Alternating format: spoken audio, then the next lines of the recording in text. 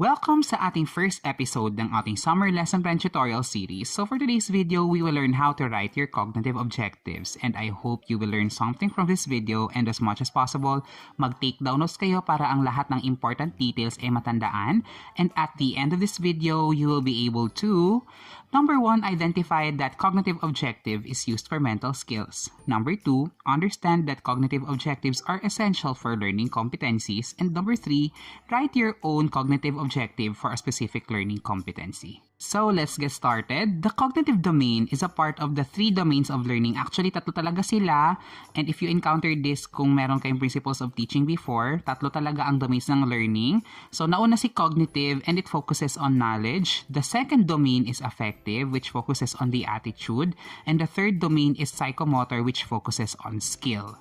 Pero sa ngayon, and most of the time, cognitive objectives can also be called as the knowledge objective since it focuses on the mental skills. Now, before we create our own cognitive objectives, we must examine and study first Dr. Benjamin Bloom's taxonomy of objectives at uunahin muna natin ang traditional taxonomy. And according to him, we have 6 different levels of cognitive learning. At mag-uumpisa tayo sa lower order papunta sa higher order. And let's start with knowledge. Sunod ay comprehension, application, analysis, synthesis, and evaluation. But as time went by, education experts found that the taxonomy was one-dimensional, so it was later revised by Lauren Anderson and David Krathwohl to reflect a more active form of thinking. So as you can see, sa ating revised taxonomy of objectives, nauna si remembering, understanding, applying, analyzing, evaluating, and creating. At kung napansin niyo, nagpalit ng pwesto si evaluation at si creation is because you have to evaluate your own thinking before you create something new about it. In a simpler explanation kung bakit nauna si explanation before si creation, it's because you have to test your own knowledge. Kailangan mo munang suriin or timbangin kung talagang marunong ka na doon sa instruction or sa concept bago ka mag-create ng something new about it. Now let us identify the different functions of the different levels of cognitive learning. The first level of cognitive learning is remembering, and it recalls previous learned information, or we can say that it is remembering or recalling a specific information that was learned before. Now, pwede nating sabihin na kung ang bata ay nakapag-aral na ng multiplication tables 2, 3, 5, and 10 at kaya niyang i-recite ito sa next session without copy, that is a form of remembering. At ang mga action words na pwede nating gamitin sa pag-create ng ating cognitive objectives para sa remembering level ay makikita niyo sa inyong mga screens. The second level of cognitive learning is understanding, and it comprehends the meaning of instructions and problems or stating a problem in one's own words. Ibig sabihin, malalaman natin na naiintindihan na ng learner ang specific topic or concept kung nai-explain na niya ito sa sarili niyang version. For example, there is a true sequence and proper sequence of how mitosis works. Now, if a learner can explain or rewrite the sequence which is still similar or parallel to the true sequence of mitosis, ibig sabihin, naiintindihan ng learner ang concept. At ang mga action words na pwede natin gamitin para sa cognitive objective for the understanding level ay makikita ninyo sa inyong mga screens. The third level of cognitive learning is applying, and it uses a concept in a new situation. Dito sa level na ito malalaman kung ang mga learner ba ay kayang mag-apply or gumamit ng bagong information na natutunan nila sa mga bagong situations or problems. For example, if an education student can apply statistics to evaluate the reliability of a written test, application yon. Sa fourth level ng cognitive learning, makikita ang analyzing, and it separates concepts into parts so that the structure may be understood. Analysis is also known as the breaking down because hihimay-himayin natin ang parts ng isang concept para maintindihan natin ang bigger picture. For example, if a learner distinguishes the similarities of an amphibian and a reptile, ang kailangan niya dito is analysis because hihimay-himayin niya muna, kailangan malaman niya ang iba't ibang characteristics ng isang amphibian and a reptile to know the similarities of the different animals. At para makagawa tayo ng cognitive objectives para sa analyzing level, makikita nyo ang mga possible and suggested action words sa inyong screen. The fifth level of cognitive learning is evaluating, and it makes judgments about the value of ideas. Evaluating is also known as assessing or checking. So, ibig sabihin, i-check ng isang learner ang isang situation at titingnan niya kung tutugma ba ang situation sa natutunan niyang bagong concept. For example, we can say that there is an evaluation if a learner justifies the behavior of a character in a fictional book. Kung kaya niyang i-explain kung bakit ganun yung personalidad o yung pagkatao ng isang character sa isang libro, then ibig sabihin nakakapag-evaluate na siya. Now, in order for us to fully understand how the evaluating level works, naririto ang iba't ibang mga action words na pwede natin gamitin sa pag-create ng cognitive objectives. And the last level of cognitive learning is creating, and it builds a structure, putting it together with the emphasis of creating new meaning. The creating level is very much emphasized sa ating lesson plans and sa curriculum because importante ang mga learner mismo ang magka-create ng sarili nilang learning. For example, if you have a topic about accidents, and if a person had an accident, syempre our immediate response to this or our immediate answer to this is to send the person to the hospital.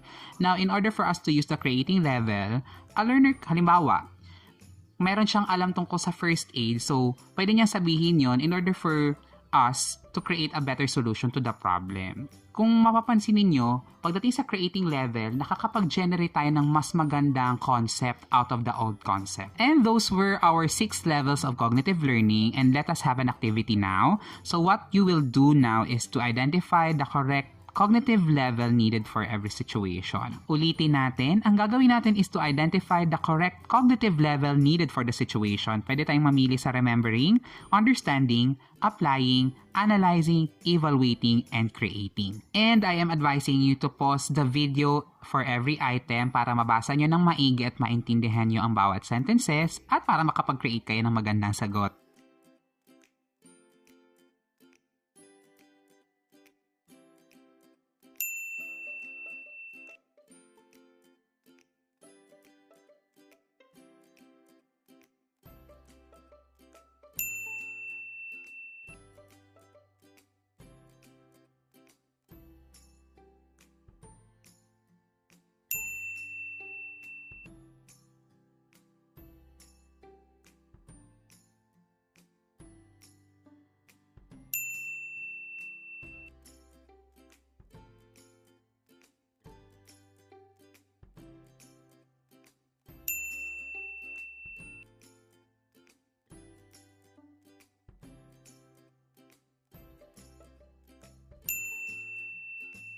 And now, let us proceed to writing our own cognitive objective. So, tapos na tayo sa pag-recognize and sa pag-identify ng iba't ibang levels of cognitive learning according to Bloom's taxonomy of objectives, na kung marunong na kayo mag-identify ng different levels para sa iba't ibang mga learning competencies, we can now write and create our own cognitive objectives.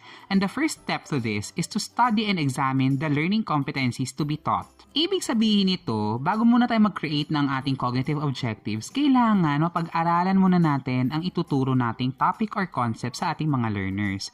And the second step to this is to identify the cognitive level required for the learning competency. Kasi after nating i-examine ang concept, alamin muna natin kung anong level ng cognitive learning ang kailangan para maituro ang concept sa mga learners. Kung siya ba ay remembering lang, understanding, applying, analyzing, evaluating, or creating. The third step is to choose the correct action word in creating our own cognitive objectives na based pa rin sa level of cognitive learning required. And the last step is to examine if the cognitive objective written is SMAR. S means specific, ibig sabihin titingnan natin kung ang ating objective ay malinaw.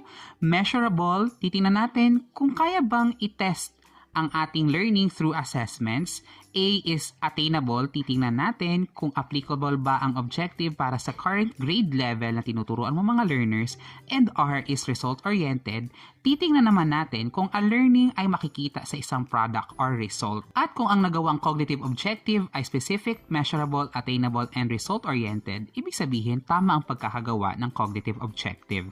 At para maging mas malawak ang inyong supply ng mga action words, para sa iba't ibang mga levels of cognitive learning, ipapakita ko ang isang table sa inyong mga screens.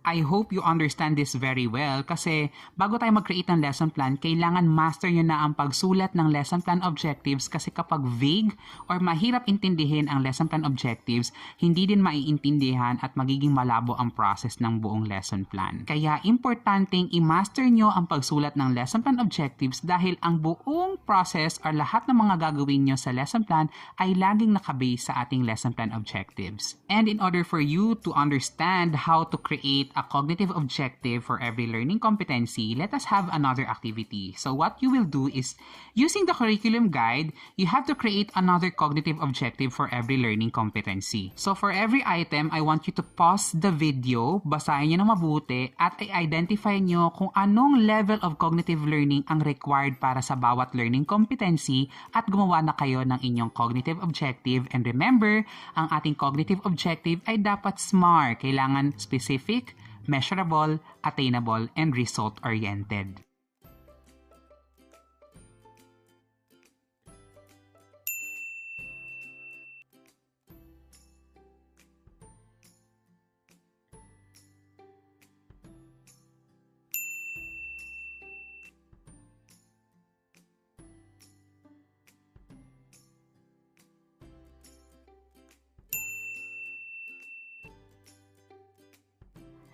And now, let us go back at titingnan natin kung talagang may naintindihan ba kayo or may natandaan kayo sa ating session for today. So, question number 1, what are the 3 domains of learning? Question number 2, what does a cognitive objective focus on?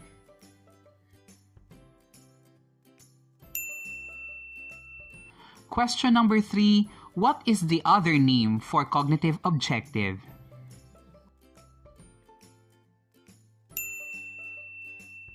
Question number 4, enumerate the levels of the traditional Bloom's taxonomy of objectives.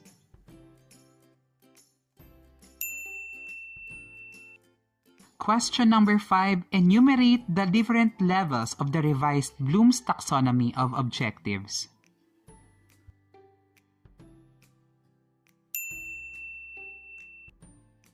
Question number 6, what are the different steps in creating a cognitive objective?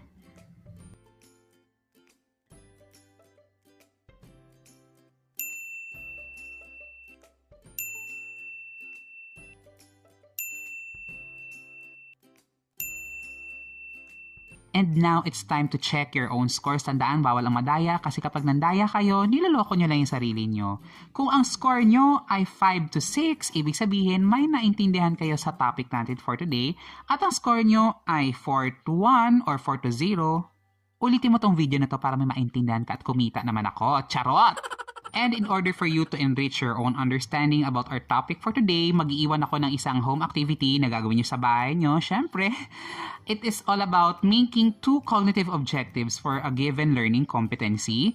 Iiwan ko sa ating exclusive Facebook group ang soft copy ng ating answer sheet for today's activity. Now, ang first 20 learners na makakapag-upload ng sarili nilang answers sa ating Facebook group ay i-checkan ko. Kung member ka na sa ating Facebook group, congratulations. Kung hindi pa, kailan ka pa sasali? Ilalagay ko ang link ng ating exclusive Facebook group sa ating description box.